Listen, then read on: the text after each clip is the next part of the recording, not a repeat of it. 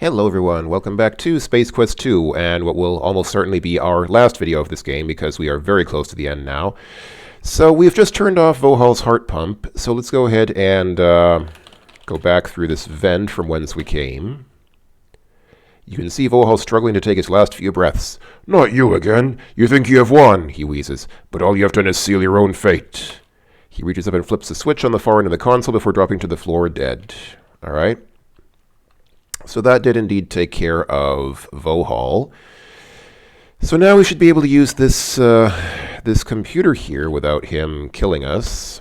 You're walking another section of the control. There's a large switch at the back panel of keyboards at your feet. Type on keyboard. Okay. He actually did it. I guess that might have had more effect if we had turned on the computer first, though. So let's let's try that. Turn on switch. Is the toggle type? It is currently off. Pull switch. There we go. Reduce or enlarge? Question mark. Well, being slim is always thin. Let's go ahead and... Actually, what happens if I just say type on keyboard?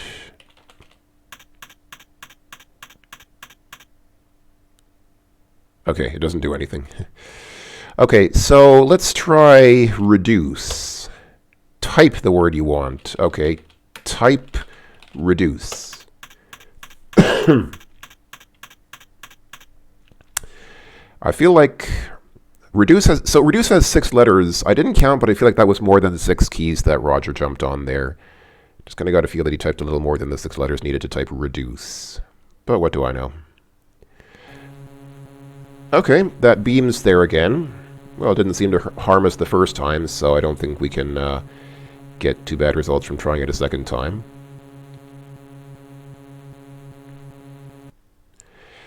By already being in a miniaturized form and setting the beam to reduce, you are now too small to exist. That wasn't too swift on your part. Too bad.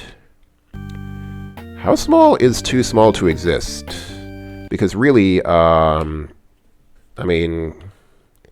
things like electrons and protons and neutrons are pretty small, but they still obviously exist. So I don't think that we could have been transformed into something too small to exist. I don't think that exists. I don't think there exists something too small to exist. Actually, I guess there can't, because by definition that would be a contradiction. Something that exists but is too small to exist couldn't. Yeah, that's a contradiction in terms. Okay, so obviously what we want to do is type enlarge. We want to, if we just say enlarge, yeah, type the word you want. So type enlarge. And now we have a chance to get big in the world. I'm big in Labian.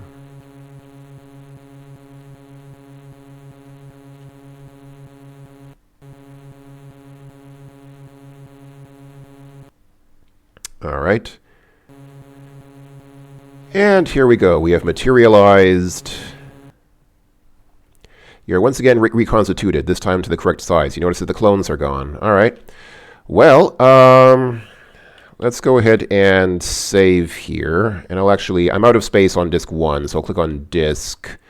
And I'll just save here as clone room. All right, and let's soldier on. Let's get out of here, since that seems to be the only thing to do now. All right, where are we here now? Walking through a clear tubular passageway which seems to wind in and out along the outer perimeter of the asteroid. Okay, there's a box mounted on the west end of this tube. Okay, get the wall.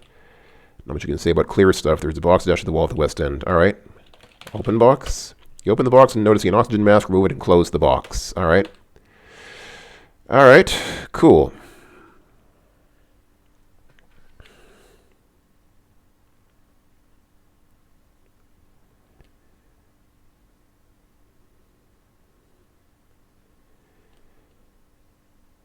And and this is pretty straightforward. You actually don't need to do anything to get Roger around those bends. He'll just automatically go around those hidden bends. So there was one hidden bend there. There's another one here, and that will just automatically he'll automatically go around that bend if I just leave him walking down and left. He will then automatically start going to the right when he comes out here. That's pretty cool. And let's just save the game again here. I'm sure there's no reason to do so, but I'll just go ahead and do so randomly. I'm running out of space here, so I think I had a game called New. Yeah, I think I saved that off screen or off video, but yeah, I'll just save as New since I'm out of space on that disk too. Oh, what's this? A section of the glass tubing is fractured from combined stress. The pressurized atmosphere rushes for the relative vacuum of space. Oh no. Due to the effect of the air rushing by you to get out the hole, the air in your lungs is sucked out and you find it impossible to get more. Hence, you struggle but die. You only had 220 points anyway. No big loss. Hey, that's most of the points in the game. So yeah, just a little bit nasty the way they kill you there without any warning. But yeah, what you have to do is wear that mask that we just got. I should take a look at the screen. You're walking through a clear... The planet of Labian spins nearby. You can see evidence of the decaying orbit of the asteroid. The exterior of the asteroid is heating up from ever-increasing collisions with atmospheric molecules. The glass tubes will not bear this heat much longer. Yeah, so this asteroid fortress is in a decaying orbit around Labian, and soon it will impact the surface of the planet, and that will be that for the asteroid fortress. All right. Fortunately, wearing the mask protects you from suffocation. All right, so now we can move on without suffocating there. No longer needing the mask, you remove and stow it for later. We actually technically don't need the mask, so hold on, let me save again here. We actually don't need the mask technically anymore. I mean, if you push the button here, if you want to reopen this door and go back up, you can say push button and go back up this way, and yeah, we saw this message before. And this time he automatically puts the oxygen mask on. I don't know why before we died the instant that crack appeared, but now he has time to walk in and put the oxygen mask back on automatically. That seems a bit silly, but anyway, it doesn't matter. Okay, so this is the last stretch of the game. This is a pretty long hallway, and I have to confess, I don't quite understand how it works. There is... small windows. Okay, so not much to see here. So we're about to see basically the last puzzle of the game. 40 minutes until meltdown, a synthesized voice cheerfully announces. Where have we heard something like that before? In the previous game. I'm going to save here because there's something obviously coming up which might do us some harm a little bit. So... you are somewhere. You can kind of feel the game designers getting tired of writing for the game. This is like the very last stretch of the game, so they didn't really feel like writing long descriptive messages anymore. They just wanted to get the game shipped. You are somewhere. And I forget exactly when that thing pops up, but there you go.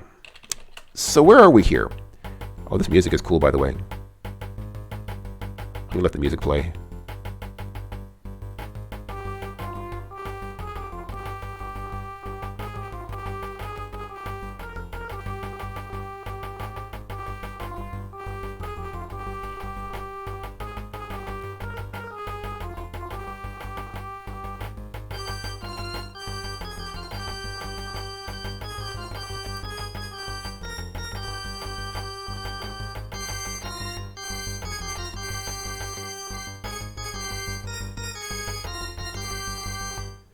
Yeah, on the PC version of this game, they didn't have any music here at all. This music is totally new for the 2GS version. I don't think it was present on any other version of this game.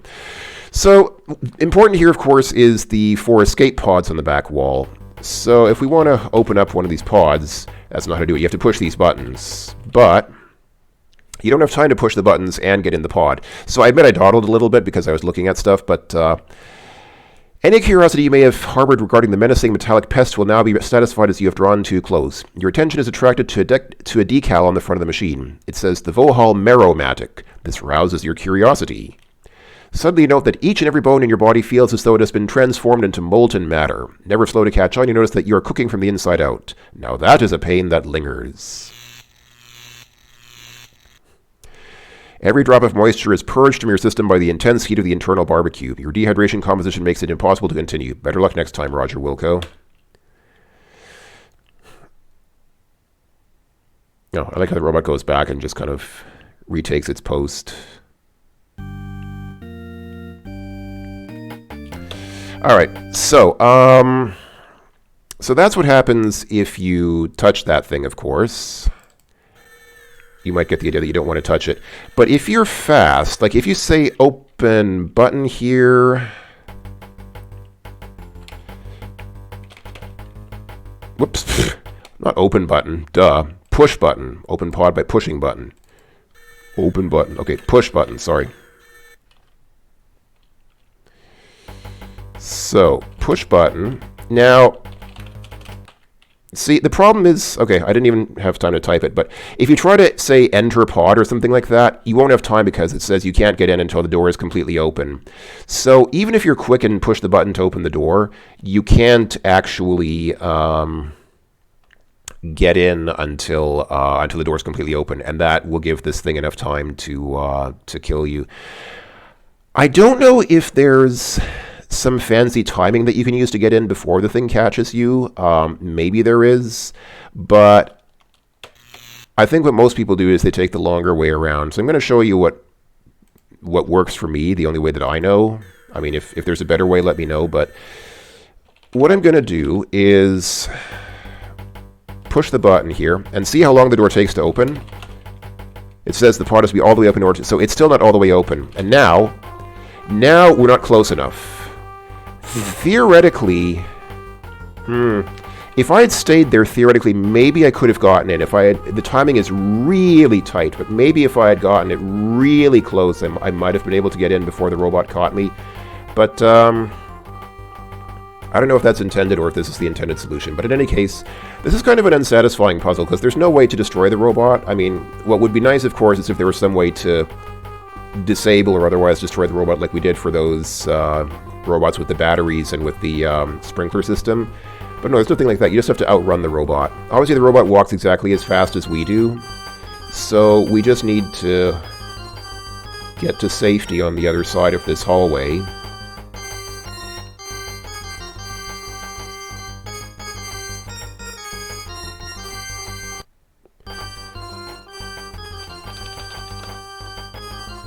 Camera is pointing right at you. It looks to be quite basic. Nice effects, huh? Yeah, I'm kind of impressed what a nice effect they were able to create with what's obviously a very simple visual trick. I mean, all they're doing is just shifting those bars. They're just shifting those colored bars down by a couple of pixels constantly. But it looks really cool, actually. It does actually create a nice effect. Okay, so for some reason the robot doesn't come out here. I don't know why. So if you go all the way around, because that tunnel does wrap around. I mean, it doesn't look circular, but it's, I guess what's mathematically called a torus, which means it wraps around. Like if you go through from the other side, you'll eventually end up back at the starting point. So that's what we'll do now. And like I said, I don't know if that's the best way to do it, but it seems to be at least the most reliable way as far as I can tell. Does take a little bit longer, but yeah, I'm not in any particular hurry here. I don't imagine that you folks are as well. We've still got lots of time to finish this video. I mean, I'm not on any time limit anyhow, but I usually like to keep my videos to like half an hour or so. I think we should be able to finish in well under that time.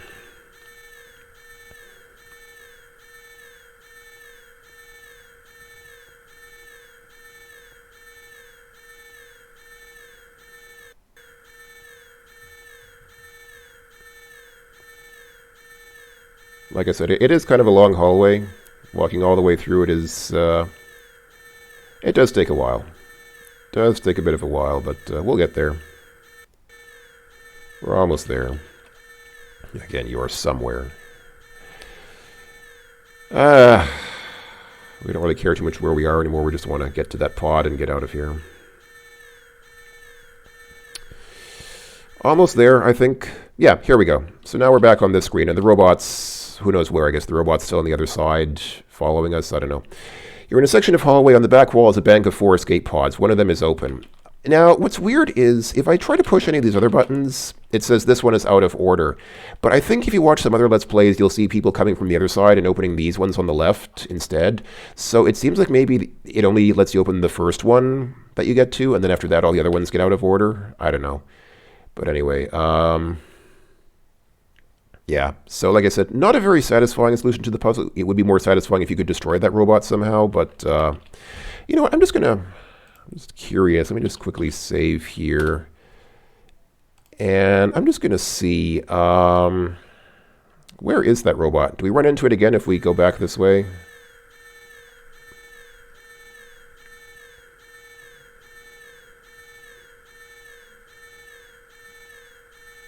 I know this is super exciting. This is really exciting stuff, just watching me walk through these corridors, listening to that alarm sound, and just walking...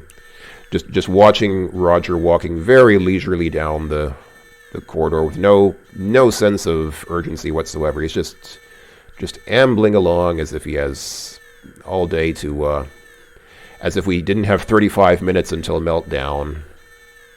The timing of that message was perfect, because that was exactly what I was going to reference, but I didn't think that it would pop up precisely at the time when I needed it to, so thank you, game.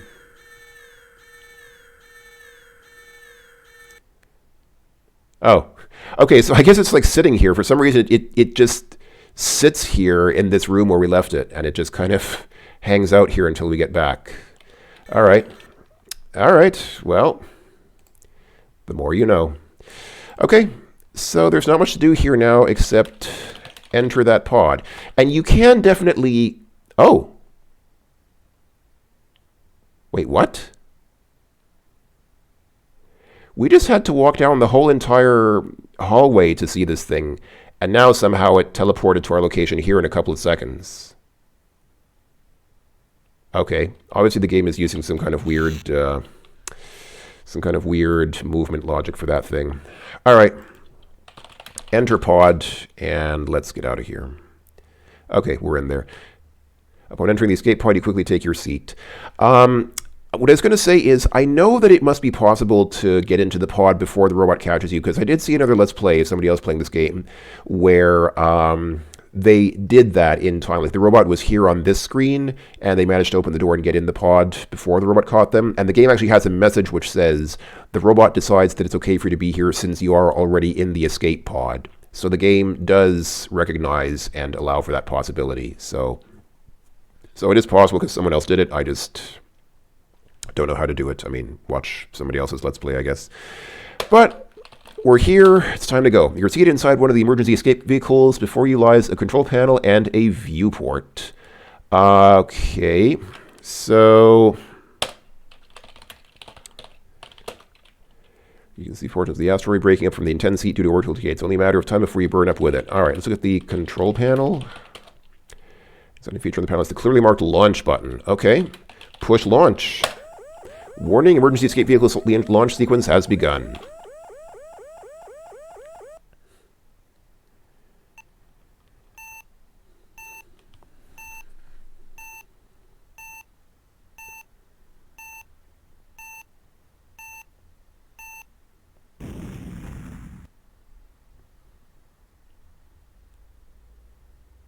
Phew, you're gonna have to stop putting these escapes so close, Roger Wilco.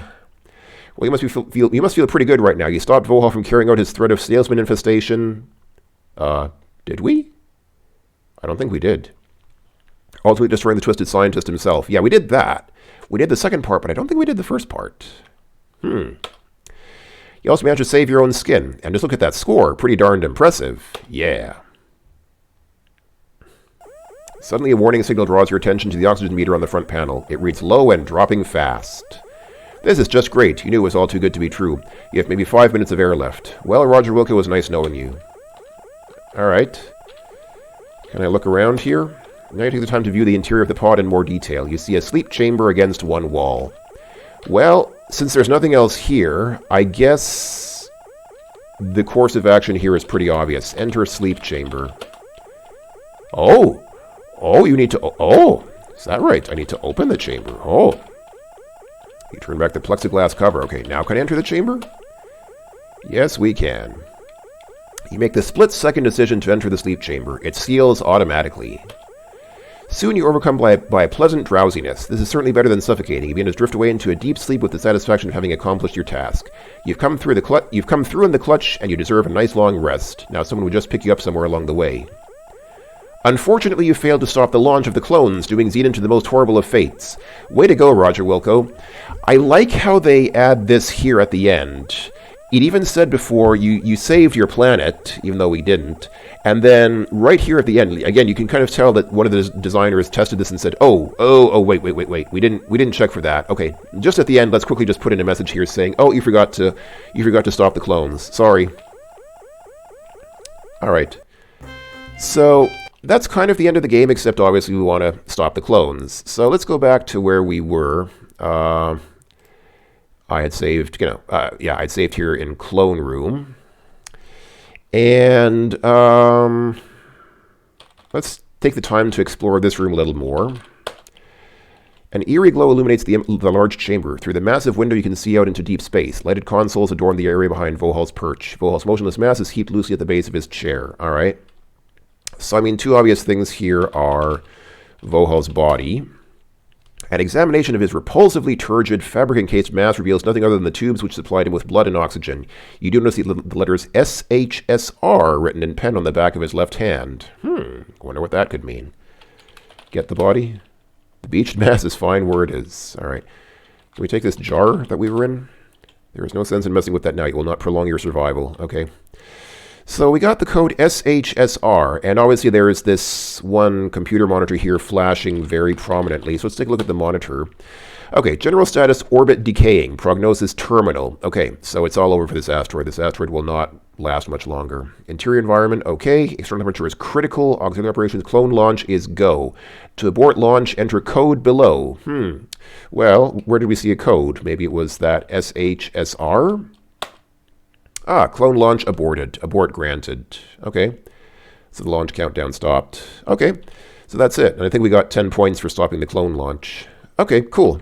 And now we would just need to exit and go back to back the way we came. But since people like falling to our death so much, let's go ahead and do that. Well, Roger Wilco, you found one more way to snatch humiliation from the jaws of heroism. All right. So I think that's it. So I'm going to go ahead. I saved ahead of time. I saved a game called End, where we had, in fact, stopped the clones.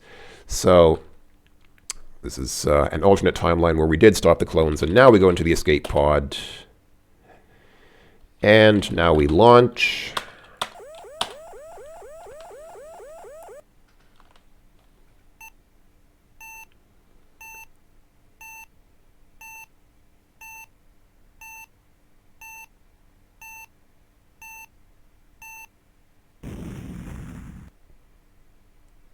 All right, cool. So these messages are the same that we already saw before, except this time this message is correct. Just look at that score, pretty darn impressive. Well, we're missing 10 points. We get that from going into the sleep chamber, so that's fine. All right, so let's try this again. Open chamber and enter chamber.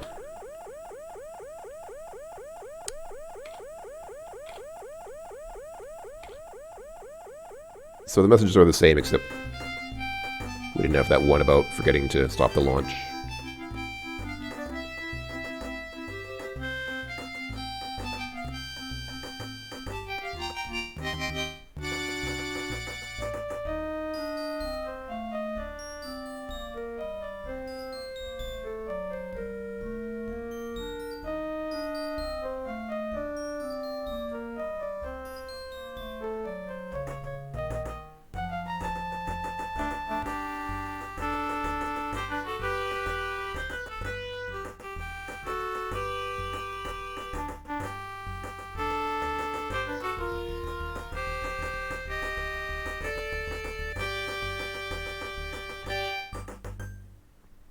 Isn't that awesome? That is I don't think they even had that music in the PC. So in the PC version at this point, I think they played the same theme as the opening theme. They replayed the opening theme, but here they did a reworking of it for the end sequence, which I think is pretty awesome. So, so there you go. That's how you get the maximum score in Space Quest 2. Thanks for playing. Thanks for watching, everyone. But there's one last thing that I wanted to show. Now that we've won the game with the maximum score, you might think, how can you get better than that? Well, if you restart the game, which is usually F9 on the PC, but it's Shift 9 on the Apple II, yes, restart the game. And we take ourselves all the way back here to the very beginning of the game. Actually, you don't have to be at the beginning. You can be anywhere. You can do this anywhere in the game, but I'm just doing it at the beginning just to show that you can do it at any time. If you so desire, you can just type cheat.